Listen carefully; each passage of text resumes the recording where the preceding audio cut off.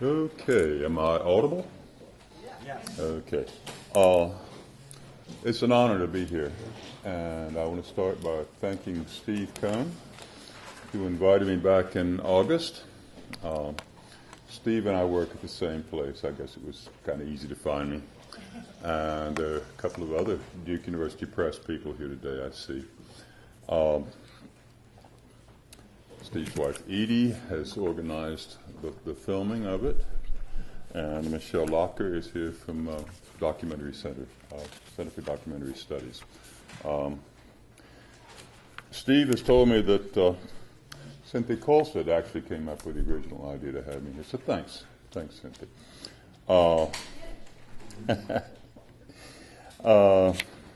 Catherine Meehan has taken my URLs for the 11 slides I have and converted them into slides that'll come up in a little bit. And I've met Chris Dreps today. He has volunteered to click. He will be the designated clickist who will move the slides along. And Leslie McClellan, I've corresponded with all of you by email. So, I was going to say if there were a subtitle for this, it would be What's in a Name, and I want to talk a little bit about Ellerbe Creek and its various spellings and how that name has come to be. I've seen it in documents going back into the mid-18th century. And I also want to talk about some of the people that lived along Ellerbe Creek, just touching on them, really. Because they, too, have interesting spellings in their names. James Bowie, who turns out to be the grandfather of James Bowie of knife fame, the Alamo martyr. He lived essentially in Duke Forest off of Marine Road at one time, an early settler when this was England. Michael Sinnott, some say Sinot, but his coat of arms, the motto is Sin Not. So he's sort of explaining how to pronounce his name.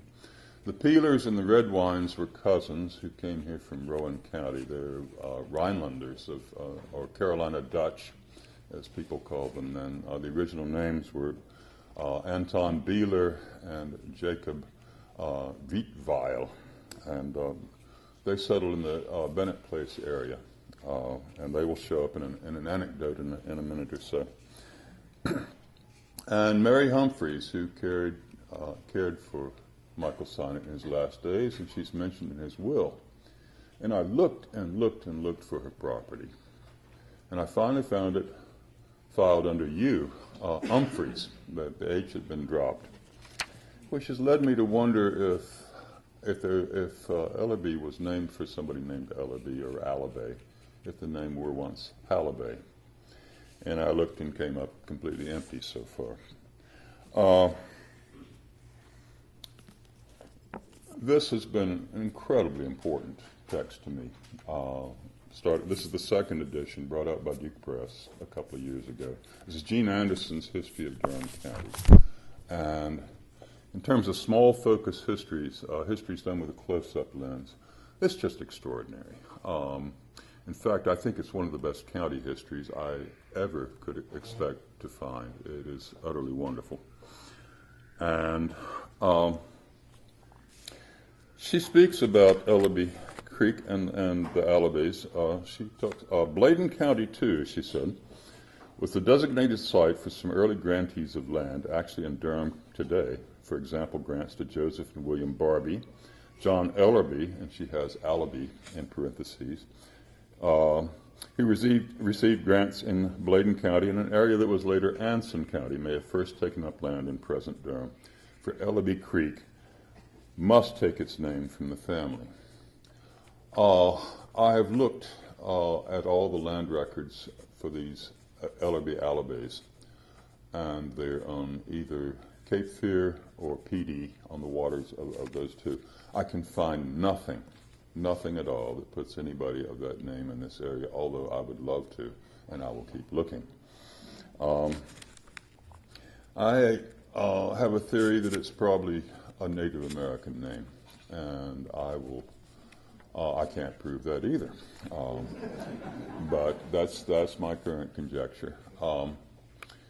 North Carolina had 3 language families represented here, and we are in a Siouan belt, many of you know, the Eno and Occaneechi speakers who were found here at the time of European contact were Sioux speakers. So, I'd like to go through some slides, sir, if I may. Mr. Clickist. Starting with the John Collett map of 1770. His map was copied just a few years later by a Huguenot, or Huguenot, say some, living in Charleston, South Carolina, named Mouzon, Henry Mouzon. He called it Allebes. John Collett spelled it slightly differently, but it's with an A and there's no R. So it's going to mutate a little bit in front of us. Neither of their maps connected that creek with the Neuse. They saw it as a feeder of the Eno, which implies to me that they hadn't gotten out in the field very much, if at all, there. And then we're still at John Collett. Let's click to the next one, which should be Henry Mouzon, or Mouzon. Again, you can zoom in. You can see the shape of the colony as it looked then. So I will move to the next one, which is the Price-Strother map of 1808. And we can zoom in on that if it's possible. He's got 2 Ellerbe Creeks, and Little and Great Ellerbe, which he abbreviates. And then the next one is the Walter Gwynn Railroad Survey. And this is a line survey.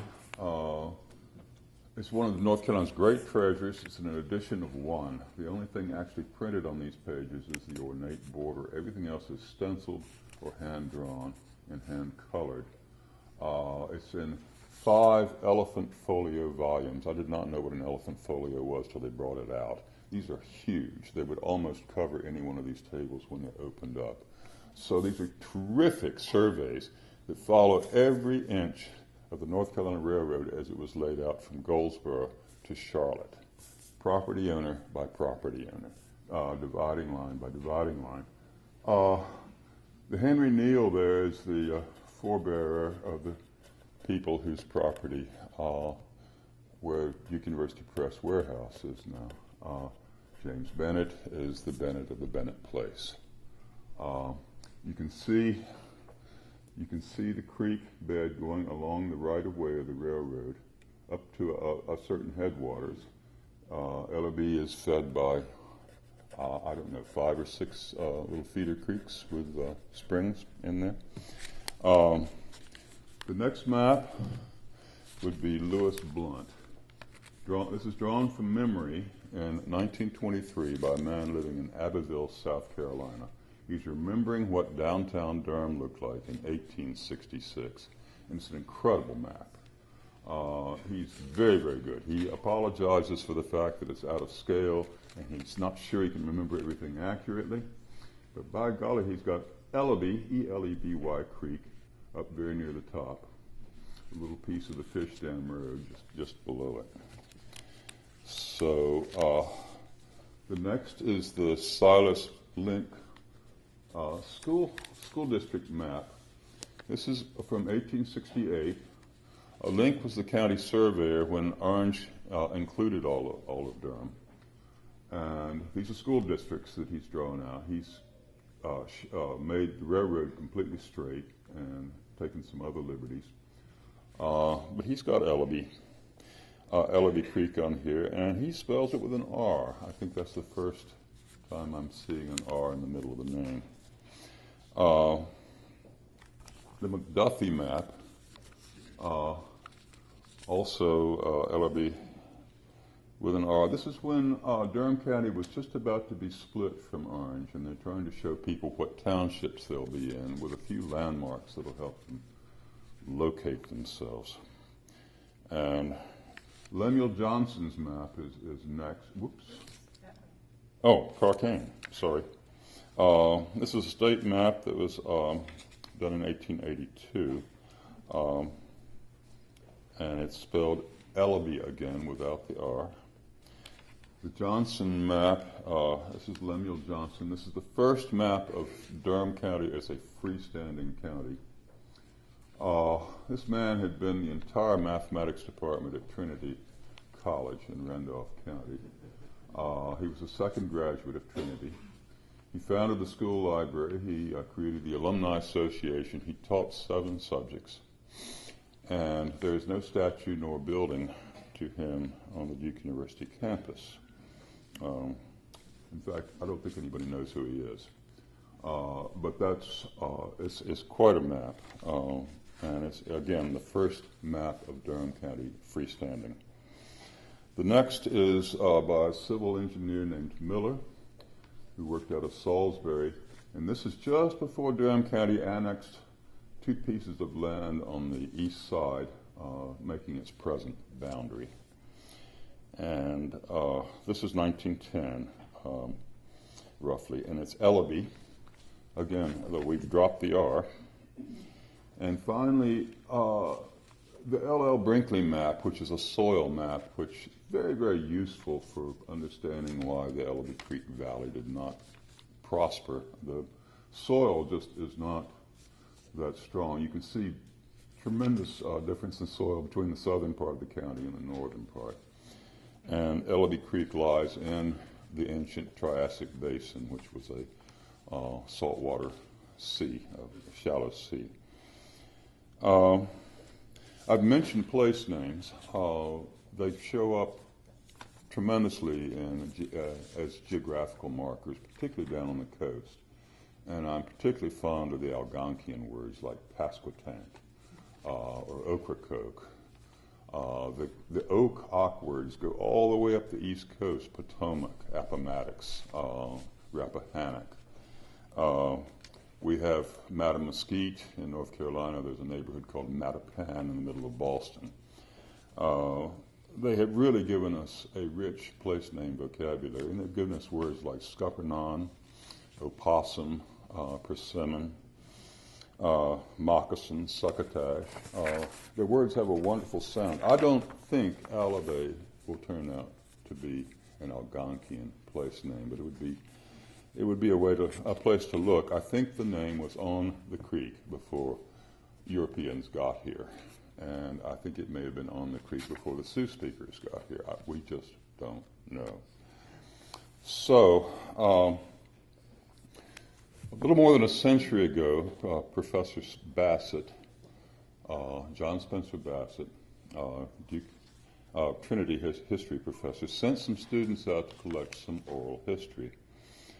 And these were published in the Trinity Archive in 1905-1906. And Gene Anderson has summarized what they brought back from the headwaters of the Ellerbe. And I'm going into quotes here. At a settlement known as Peeler's Crossroads, this is the Peelers I mentioned earlier, the Beelers. Anton Beeler becomes Anthony Peeler. Where Neil Road crossed the old Hillsborough Road. Anthony Peeler, the patriarch, received a Granville grant in 1754, and his son Benjamin a state grant, etc.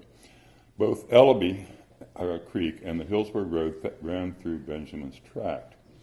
Tradition held that Benjamin Peeler took in travelers and killed them in order to gain possession of their horses, which he sold in Raleigh. He threw their bodies down a well, which is a terrible thing to do to a well. He was abetted in this evil by 2 sons, Petticoy and Redwine. As the 1823 will of Samuel Peeler shows, it was he who had a son named Anthony Redwine Peeler. Probably Petticoy was a nickname of another son. Well, the land grant turns out to be 1784. The land grant map was in error on that. And I've mentioned the Peelers and the Redwines were probably Lutheran or German Reformed neighbors from Rowan County who had sought their fortune somewhat eastward. The Peeler land was extensive, probably most of the Hillendale Golf Course, a great deal of all of the Durham Expressway interchange, and land north and east. The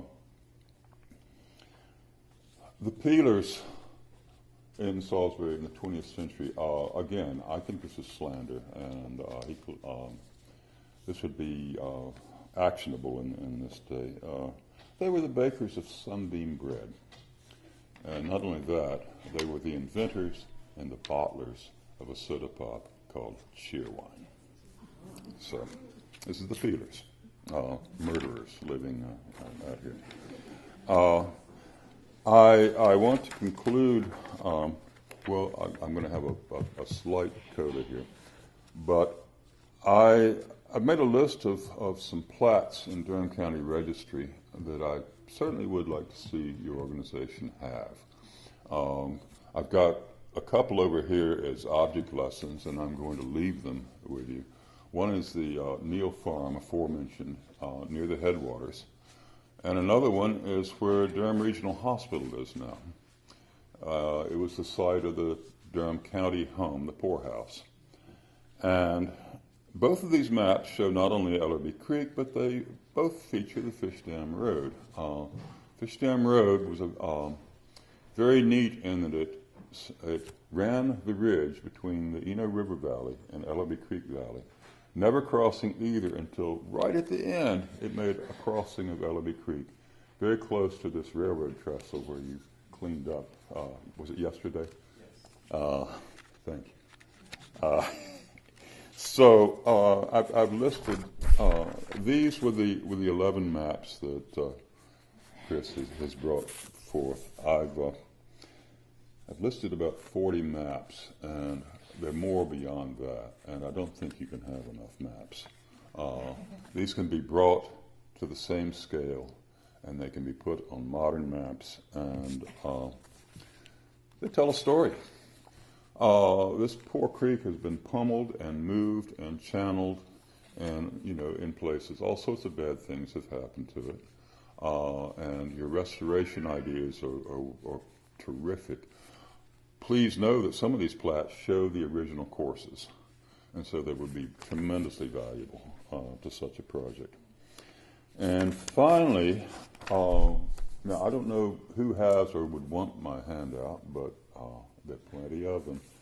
I want to read just two or three lines from a 1779 land warrant for a man named John Alston. This is the same Alston as in Alston Avenue. For 640 acres, lying in the county aforesaid, being Wake County. This is the part of Ellerbe Creek that was at that time in Wake. This is over Army Corps land, basically. Beginning at the bridge of Ellerbe's Creek. Bridge? Has anyone heard of a bridge in 1779? Well, here's evidence of it. Beginning at the bridge of Ellerbe's Creek, thence running up said creek to the mouth of the dividing branch between John Woodall and said Alston, on the south side of said creek, thence up said creek to Hall's Road, thence up the road for complement. I've got a plat of this and adjacent property sitting over there on the sideboard, and I will happily take any questions. What do you know about mills along the creek? Thank you. Not enough.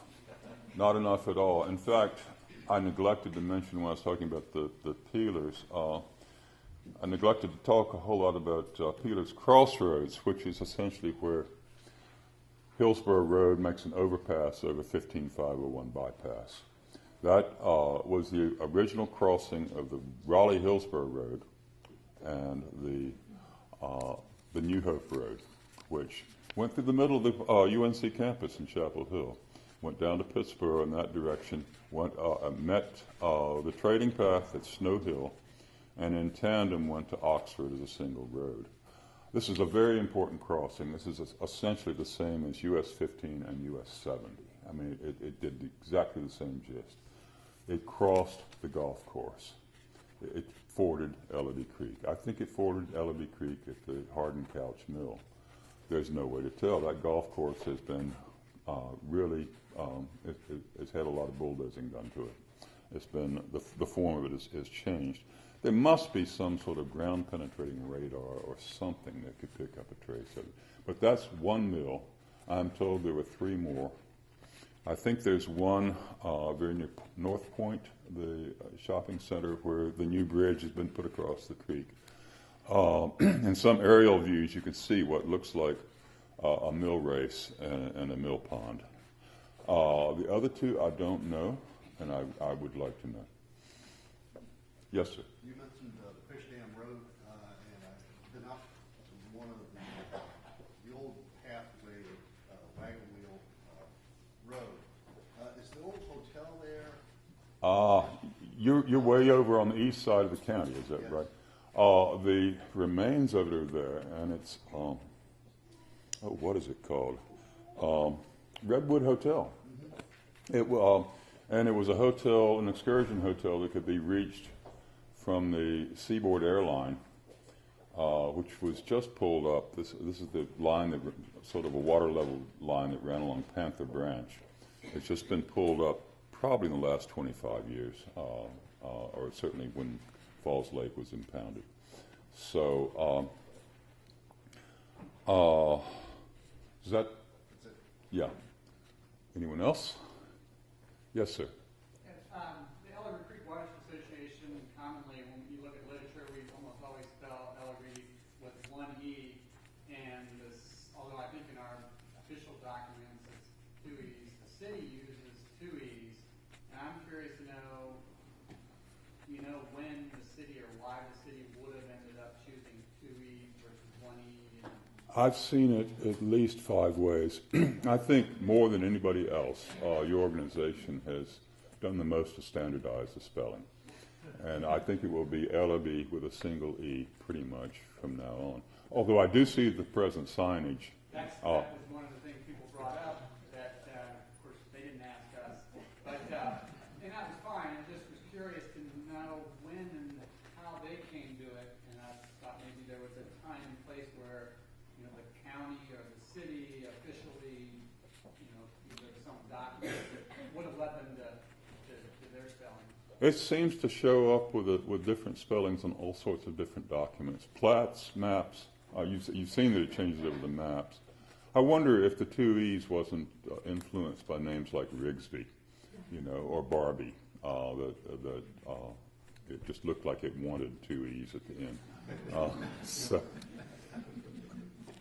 Yes. Can you speak to the channelization of the creek and the timing of that over the years? I am told that it's Army Corps of Engineers channeling, and until speaking with Steve Cohn back in the summer, I was wondering when the channeling was done where it crosses Guest Road.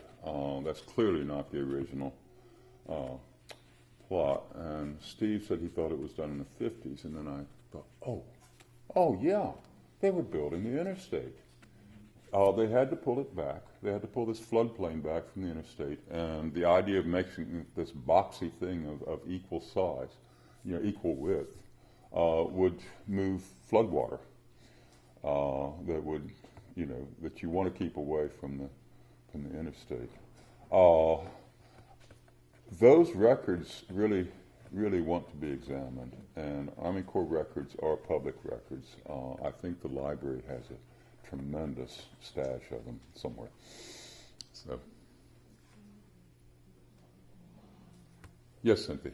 It's really interesting to think of Mills, that it was deep enough, and just in terms of how much has changed. Do you have any idea what kind of? These were all, they're water-powered, either grist or possibly a tilt hammer mill. Tilt hammer is a sort of a very large blacksmith operation involving a sort of a ratchet system. But you can make a mill on the shallowest of creeks, because essentially you're building a battery when you build a mill pond. And the dam controls the water height, and you can send the water down the mill race to the wheel at your pleasure. I mean, when the water gets high enough in the pond, and you can do this with a creek. It doesn't have to be a roaring river. In fact, a roaring river is not a good idea for a mill. But these are mostly grist mills. And again, I only know the name of the Hardin Couch Mill, and Gene Anderson identifies it being in the Crowsdale neighborhood, which I think is got to be where the New Hope Road forded Ellerbe Creek.